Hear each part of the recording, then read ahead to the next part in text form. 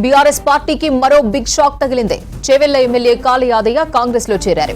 ఢిల్లీలో రాష్ట్ర in charge AICC in charge Deepadas Munshi ముఖ్యమంత్రి రేవంత్ రెడ్డి సమక్షంలో పార్టీలో చేరారు. కాళీ యాదయ్యకు కండువా కప్పి పార్టీలోకి ఆహ్వానించారు రేవంత్ రెడ్డి. కార్యక్రమంలో నల్గొండ ఎంపీ రఘువీర్ రెడ్డి, మాజీ ఎంపీ అంజన్ కుమార్ యాదవ్ తో పాటు ఏఐసీసీ సెక్రటరీ సంపత్ తో పాటు ఇతర నేతలు పాల్గొన్నారు. కాళీ యాదయ్య చేరికతో కాంగ్రెస్ లో జాయిన్ అయిన వారి సంఖ్య 6కు చేరింది.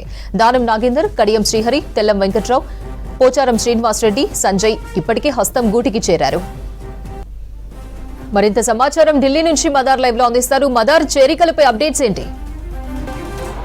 అపర్ణ, బీఆర్ఎస్ కు సంబంధించి మరొక వికెట్ డౌన్ అయిందని చెప్పుకోవాలి. గత కొంతకాలంగా కూడా బీఆర్ఎస్ పార్టీని వీడి కాంగ్రెస్ గూటికి బీఆర్ఎస్ ఎమ్మెల్యేలు అందరూ కూడా క్యూ కడతా ఉన్నటువంటి పరిస్థితి. ఇప్పటికే 4 ఎమ్మెల్యేలు కాంగ్రెస్లో చేరారు. ఈ రోజు మధ్యాహ్నంతో సంఖ్య 5కు చేరింది. ఇవాళ సీఎం రేవంత్ రెడ్డి అలాగే రాష్ట్ర వ్యవహారాల ఇన్ఛార్జ్ దీపాదాస్ మున్షి సమక్షంలో BRS MLA Chevella MLA Kali Yadaiah Congress పార్టీలో చేరారు. ఇప్పటికే పోచారం శ్రీనివాసరెడ్డి, కడియం శ్రీహరి అలాగే డాక్టర్ సంజయ్, తెల్లం వెంకట్రావు ఈ 4 కూడా కాంగ్రెస్ పార్టీలో చేరారు. ఈ రోజు తాజాగా కాళీ యాదవ్ తోటి 5కు చేరింది.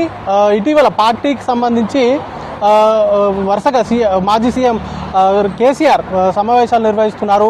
పార్టీని వీడి ఎవరు వెళ్ళినా కూడా వారి గురించి ఆందోళన పడాల్సిన అవసరం లేదు, కాంగ్రెస్ ప్రభుత్వాన్ని కూల్చేటువంటి సమయం దగ్గర పడింది అంటూ కూడా కామెంట్స్ చేసిన తెల్లారే ఈ పరిణామం అనేది కూడా టీఆర్ఎస్లో హాట్ టాపిక్గా మారింది.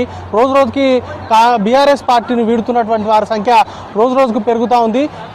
ఎమ్మెల్యేలుగా గెలిచినటువంటి బీఆర్ఎస్ పార్టీలో గెలిచినటువంటి ఎమ్మెల్యేలందరూ కూడా కాంగ్రెస్ పార్టీకి జయకొడుతున్నారు. ప్రస్తుతం కాళీ యాదయ్యకు సంబంధించి ఆయన గతంలో కూడా కాంగ్రెస్ పార్టీలోనే ఆయన రాజకీయ జీవితం ప్రారంభమైంది. 2009లో ఆయన కాంగ్రెస్ పార్టీ నుంచే రాజకీయంగా ఆయన అడుగులు అనేది కూడా పడ్డాయి.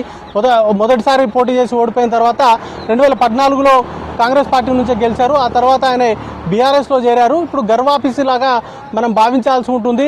రానున్నటువంటి రోజుల్లో మరికొన్ని చేరికలు కూడా జరుగుతాయంటూ కూడా కాంగ్రెస్ పార్టీకి సంబంధించి దీపాదాస్ మున్షి మొన్న ప్రకటించారు.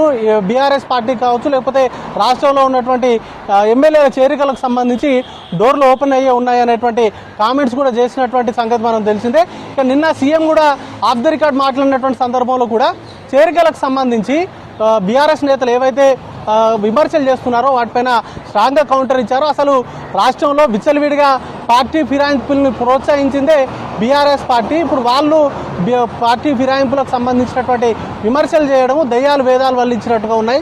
అందరినీ కూడా ఒకేసారి పార్టీలో చేర్చుకోము, అలాగే దశల వారీగా పార్టీలో చేరికలకు సంబంధించి కార్యాచరణ ఉంటుంది. అసలు మొదలుపెట్టిందే, ఎందుకంటే కాంగ్రెస్ పార్టీ నేతృత్వంలో ప్రభుత్వాన్ని ఏర్పాటు చేసిన నెల రోజులకే బీఆర్ఎస్ పార్టీకి సంబంధించిన కీలక నేతలు ప్రభుత్వాన్ని కూల్చేస్తామంటూ కూడా ప్రకటనలు చేశారు. కాబట్టి ఆ నేపథ్యంలోనే పార్టీకి సంబంధించి ప్రభుత్వాన్ని 5 ఏళ్ళు నడపడానికి అవసరమైనటువంటి సంఖ్య ఉన్నప్పటికీ, అబ్సల్యూట్ మెజారిటీ ఉన్నప్పటికీ కూడా సంఖ్య తక్కువగా ఉండడంతో పార్టీని బలోపేతం చేసుకోవడము, ప్రభుత్వాన్ని బలోపేతం చేసే దిశగా కాంగ్రెస్ అధిష్టానం అడుగులు వేస్తుంది.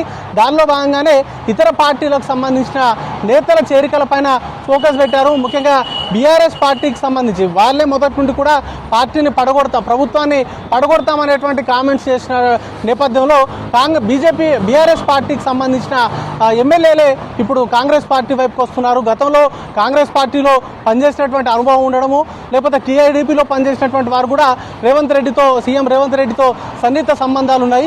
ఆ నేపథ్యంలోనే స్వయంగా సీఎం వెళ్ళి ఆహ్వానించినటువంటి సందర్భాలు ఉన్నాయి. లేదా సీఎంను కలిసి పార్టీలో చేరుతున్నటువంటి వారి సంఖ్య కూడా క్రమక్రమంగా పెరుగుతూ ఉంది. ఇంకా చాలా మంది బీఆర్ఎస్ పార్టీకి సంబంధించిన ఎమ్మెల్యేలు కాంగ్రెస్ పార్టీకి సంబంధించిన అధిష్టానంతో టచ్లో ఉన్నారనేటువంటి సమాచారం కూడా ఉంది. రానున్నటువంటి రోజుల్లో మరికొన్ని చేరికలు కూడా జరుగుతాయంటూ కూడా సీఎం పరోక్షంగా చెప్పారు. రానున్నటువంటి రోజుల్లో మరికొన్ని చేరికలకు సంబంధించి ఇప్పటికే డోర్లు ఓపెన్ అయి ఉన్నాయంటూ కూడా కాంగ్రెస్ అధిష్టానం స్పష్టంగా చెప్పినటువంటి నేపథ్యంలో మరికొన్ని చేరికలను అయితే ఎక్స్పెక్ట్ చేయొచ్చు. Aparna. Right, thank you Madar.